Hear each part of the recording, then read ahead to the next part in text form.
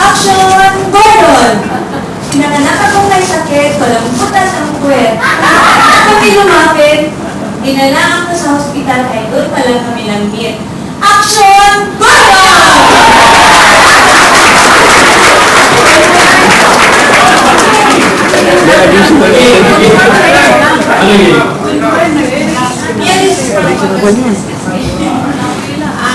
May sila ni Sherman, Isabella, yung tatay ni Mel, nagpagsila ni Sherman. Surrender and dead, Sherman ko niya, and then inaumagahan si Mel sa Philippines. And he was on his way to Sinilada, mine. So, early morning, I think we left about 8 o'clock in the ambulance.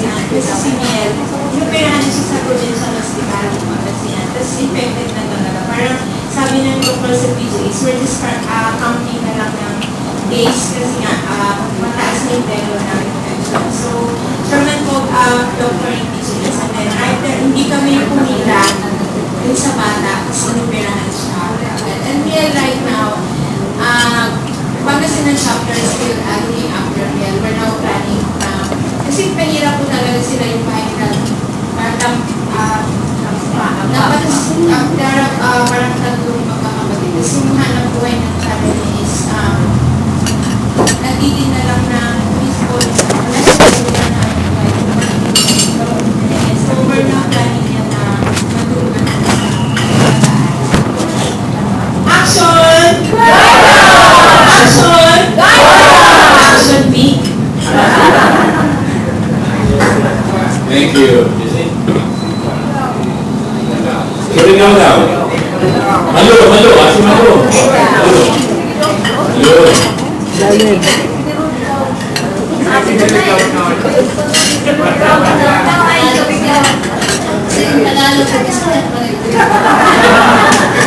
Actually, we're thankful for Chairman Gordon for helping Joshua.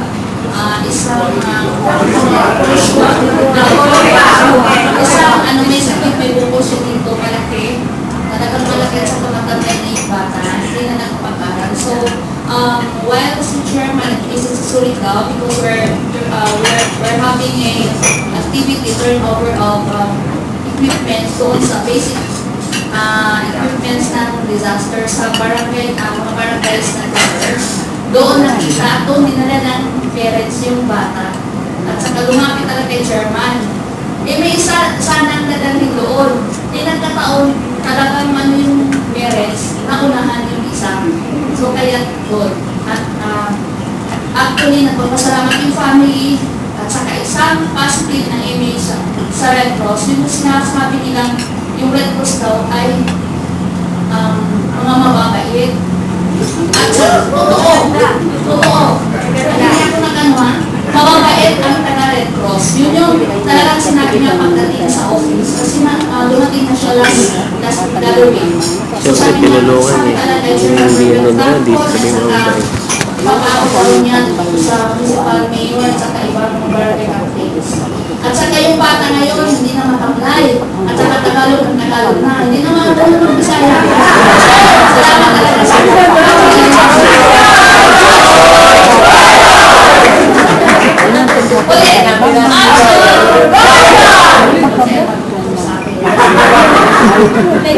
Sino ba may hirap na saan? Experience? Yes, okay, palawan. Dali, si ano na, si... ikaw na. From Southern Tagalog, Quezon Lucena, the experience is action Gordon. Kasi marami sa Quezon Lucena, yung case na walang punta sa puwet. Na-i-render na namin sa national yung serang effect action Gordon. Naghahanap ako ng walang buhay. Sa ulang. Pangalaman, ito meron sa Red Cross. Dahil sa Red Cross, hindi na kapaghanap ng partner.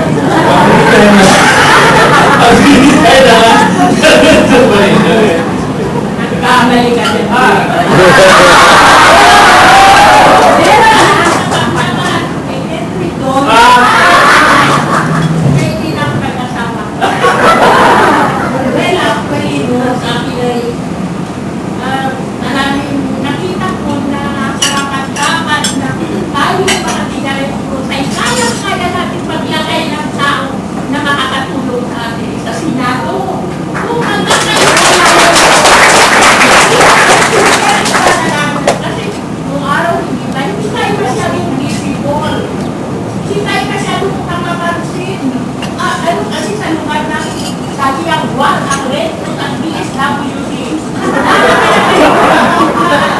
Kasi, action, button! Yun ang laging nakala natin sa probinsya. Kita yung pakataya, ilang exercise, office there to reach out.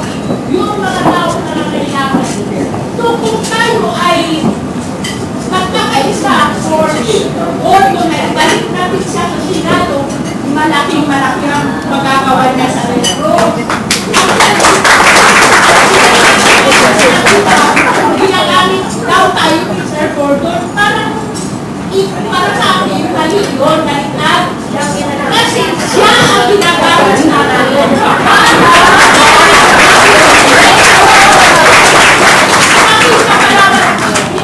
Nahirapan talaga kung kumbinsihin ang Palawan State University na nakuha kong pabalik-balik kami maraming kahapon hanggang kapatid ito. Dumating ang action button!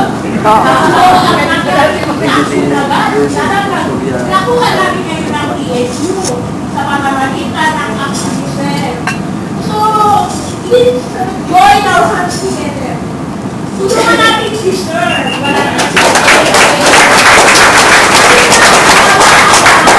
Bago tayo makatulong sa ating mga sa kanya kasi nga wala na siya sa pwesto.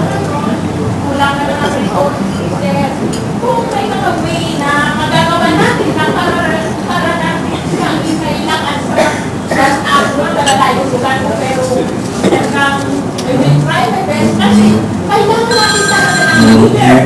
Nakatulad si Sir, hindi inaapi-api ang records ngayon sa Palawan.